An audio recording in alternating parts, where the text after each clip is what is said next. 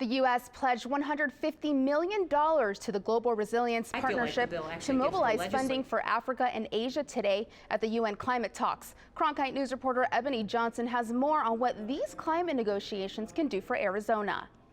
Today marks day 3 of the United Nations climate negotiations happening in Paris. Arizona climate expert Natalie Lucas says this year has one purpose. The main goal of this year is to figure out how nations can come together to come to a shared agreement, which is trying to limit global warming overall below 2 degrees Celsius on average. The United States emission reduction pledges 26 to 28% reduction by 2025. Climate change is going to create a lot of extreme weather, obviously. Youth delegate with an environmental nonprofit, Karina Gonzalez, hopes are to find justice for developing countries. But unfortunately, developing countries are the ones that are going to be affected most by this. But first world nations are the ones that are burning most of the fossil fuels that are going to create climate change in the first place. As for Arizona, Lucas says it can be a little tricky. The state as a whole is not as good, and that's why it's really important for universities and communities to be taking a lot of leadership. Lucas says that Arizona's state legislature may be to blame. They have not been very supportive of climate issues. Arizona has a lot of work to do, but hopefully these talks will motivate the state to do better.